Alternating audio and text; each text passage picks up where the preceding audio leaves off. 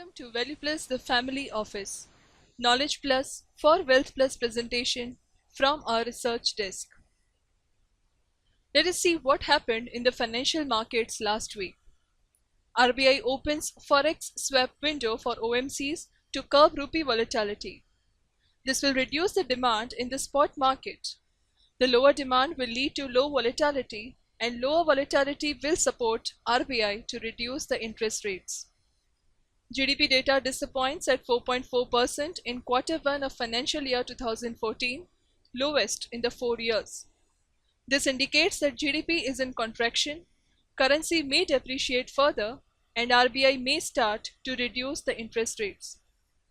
This in turn made Sensex to rose by 100.28 points, that is an appreciation of 0.54%, and close to 18,619.72 at the end of the week. FIIs remained net sellers in the equity and debt segment with a net outflow of Rs 4,254 crores and Rs 3,677.40 crores respectively. The chart shows the price performance of different asset class last week. USD appreciated by 3.72%, followed by crude with an appreciation of 1.16%. Copper remained the major loser with a negative of 3.53%.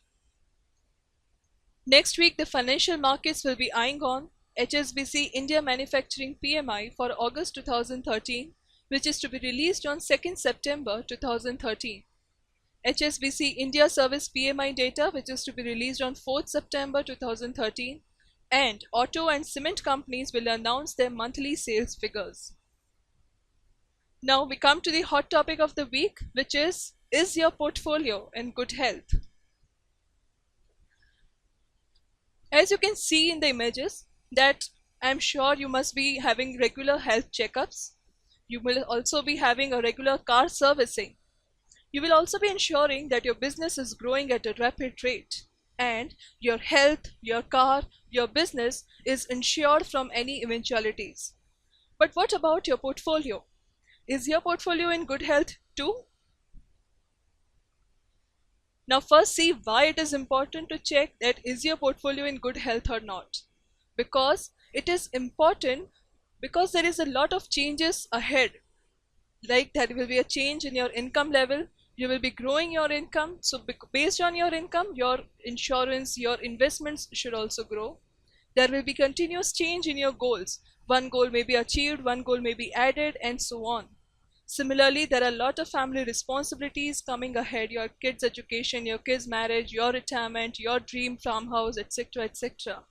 There is food inflation, there is medical inflation, there is education inflation and inflation, so on. Also, there is a lot of volatility happening in all the asset classes. Sometimes the real estate is performing, sometimes the stock is performing. So there is a dynamic environment going on, which requires a continuous check that your portfolio is meeting all this dynamism. Now, the question will be, what all things should we check while we check our portfolio?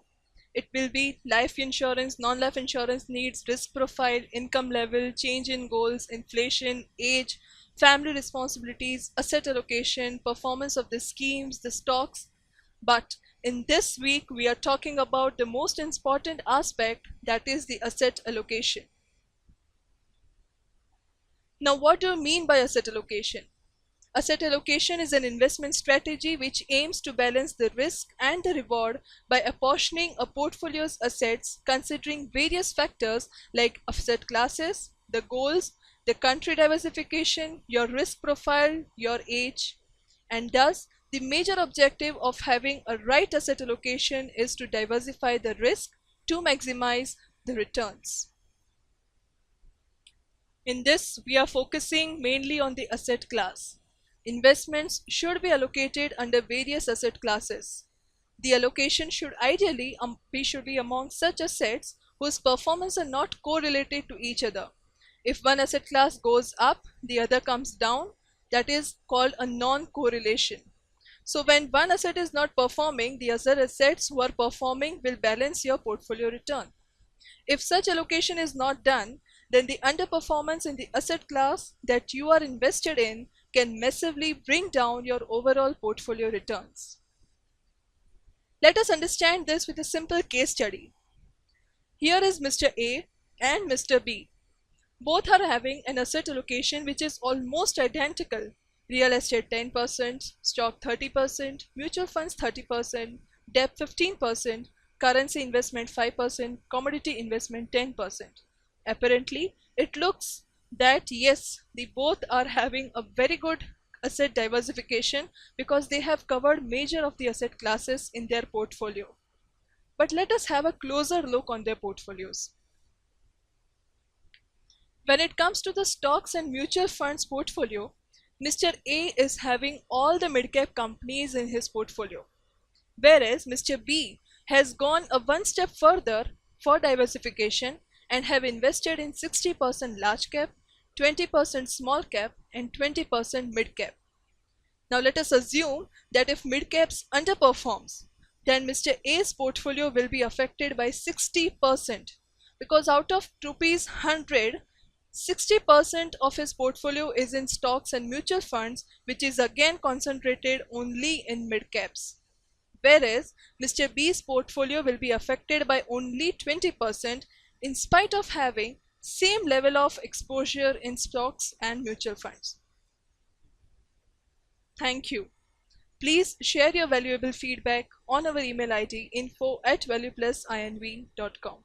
Thank you once again.